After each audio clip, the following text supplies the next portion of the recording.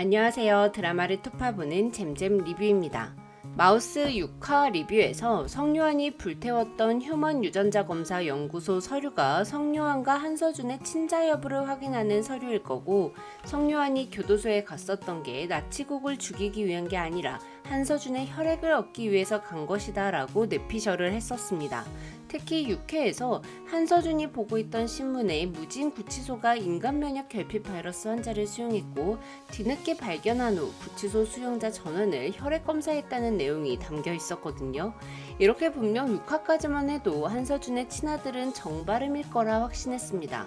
하지만 사페인 한서준의 아들이 사페인 정바름이 된다면 꼭 드라마가 전하고 싶은 메시지가 사페한테서 사페가 태어난다로 오해의 소지가 있을 수도 있기에 정바름이 한서준의 아들이 아닐 수도 있음을 고려했었는데요. 그렇지만 그 와중에도 의심되는 떡밥들이 존재하긴 했죠. 특히 성요한이 성지은을 향해 아들이 살인마인 거 알고 있었죠? 라고 말했던 부분은 어떻게 봐도 설명이 되질 않았었어요. 그리고 18화에서는 정바름이 한서준의 아들일 가능성을 말해주는 떡밥들이 우수수 등장했는데요. 첫 번째는 제이를 찾아간 요한이의 대사, 두 번째는 휴먼 유전자 연구소에 찾아간 고무치의 반응, 세 번째는 바르미의 아기 때 사진입니다. 제이를 찾아간 요한이는 너무 무섭다며 감정을 드러냅니다. 그리고 이 세상에 너랑 나 둘뿐이다 라는 친오빠와 같은 말을 하는데요.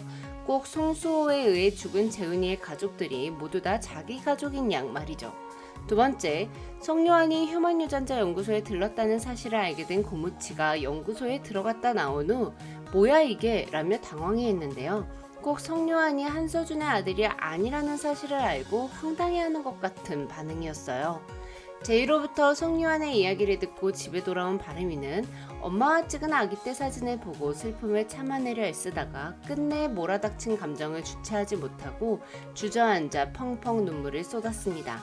그리고 엄마 사진을 껴안고 소파에 누워 잠이 들었는데요. 송수호의 사연을 통해 엄마가 자기 때문에 죽게 되었다는 걸 알게 되었기에 죄책감과 슬픔으로 통곡을 한 거라고 볼 수 있습니다. 한편 이 사진은 18회 초반에도 등장했습니다. 바르미의 집에 있던 데니얼은 제니퍼 사진을 두고 온 것 때문에 자신이 살아있음을 들킬까봐 전전긍긍하다가 바르미의 아기 때 사진이 담겨있는 액자를 깼습니다. 그리고 전체 사진이 공개되었죠. 데니얼은 이 사진을 보고 화들짝 놀랐어요. 신생아인 바르미를 안고 있는 엄마의 사진에 있는 아기 바르미의 베네 쪼구리에는 자수가 놓여 있었습니다. 근데 그거 기억하시나요? 1화에서 한서준의 집에 방문했던 데니얼은 임신 중인 성지은에게 베네 쪼구리를 선물했습니다. 데니얼의 양어머니가 손수 자수를 놓았다고 말하면서요. 베네 쪼구리의 자수는 블레스 하트하트였습니다. 성지은의 뱃속에 있던 아기의 태명이 축복이라는 말을 듣고 만들었다고요. 자수는 베네 쪼구리의 앞쪽이 아니라 왼쪽 팔뚝 부분에 위치해 있습니다. 아마도 데니얼의 양어머니는 신생아의 피부에 직접 닿는 베네 쪼구리다 보니 자수를 놓은 원단의 뒷부분이 까칠까칠할 수 있는 점을 고려해서 정면이 아니라 팔뚝 부분에 자수를 놓은 것 같아요. 그런데 아기 정바름이 입고 있는 베네 쪼구리의 자수 또한 왼쪽 팔 부분에 위치해 있어요. 아쉽게도 글씨는 명확하게 구분이 되지 않지만요. 데니얼이 성지은에게 선물한 베네 쪼구리를 왜 연구원 안에 아이가 입고 있는 걸까요? 단순히 성지은이 선물 받은 베네 쪼구리를 연구원의 아내에게 준 건 아닐 텐데 말이죠. 성지은은 구령 산부인과에 진료를 받으러 다녔고 연구원의 아내 김희정은 그 병원에서 간호사로 재직 중이었습니다. 만약 성지은과 연구원의 아내 김희정이 같은 병원 구령 산부인과에서 아이를 낳았다면 서로의 아이가 사페 유전자를 가졌다는 사실을 공유하고 있는 두 사람이 서로의 아이를 안고 기념사진을 찍었을 수도 있습니다. 즉 사진 속의 아이가 성요한일 수도 있는 거죠. 하지만 그렇다면 18회에서 등장한 다른 떡밥들이 무의미해집니다. 그럼 정바름이 한서준의 아들이라는 이야기일까요? 정말 성요한과 정바름은 바뀐 걸까요?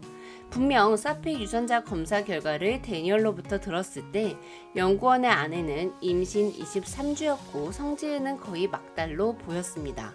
최소 30주 이상이었어요. 즉 출산 시기가 최소 2개월 이상 차이가 나는 거죠. 연구원의 아내가 조산을 했다면 2개월 정도의 기간을 메꿀 수도 있겠지만 2개월이나 빨리 태어난 아이는 40주를 채워서 태어난 아이에 비해 왜소하겠죠. 그럼에도 불구하고 정바름과 성유한이 아이 때부터 바뀌었다면 또 한 가지 궁금한 사항이 생깁니다. 과연 두 사람의 트레이드는 엄마들끼리 협의를 한 사항인지 아니면 한서준의 아이를 낳는 걸 두려워했던 성지은의 독단적인 선택이었는지 말이죠. 개인적으로는 OZ 조직의 소행이라고 생각하는데요.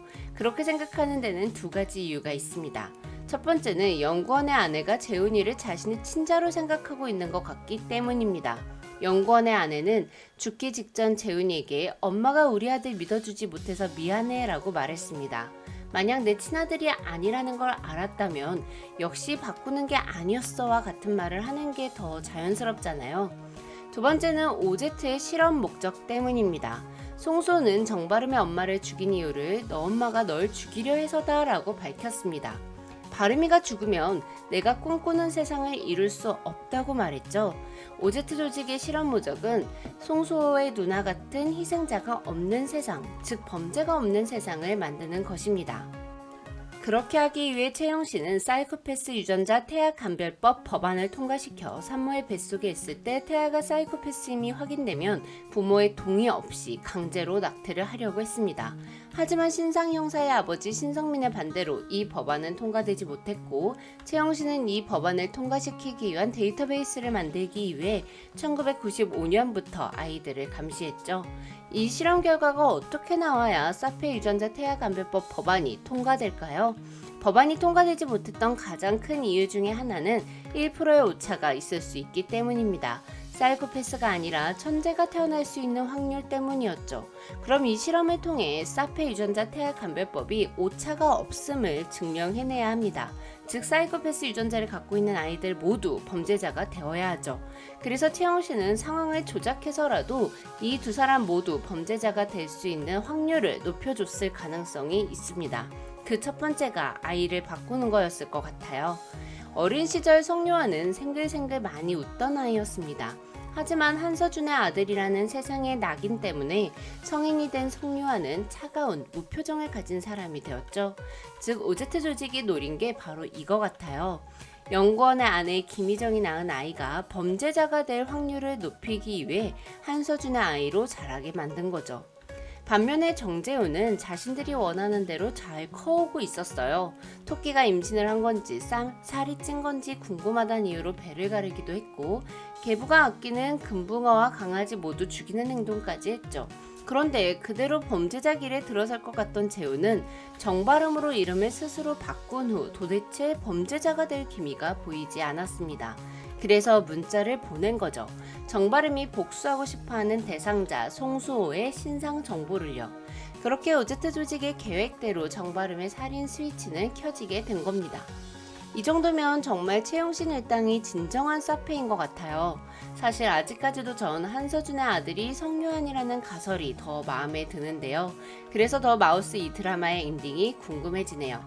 그럼 저는 19화 리뷰로 찾아뵐게요. 지금까지 드라마를 톱파보는 잼잼 리뷰였습니다. 감사합니다.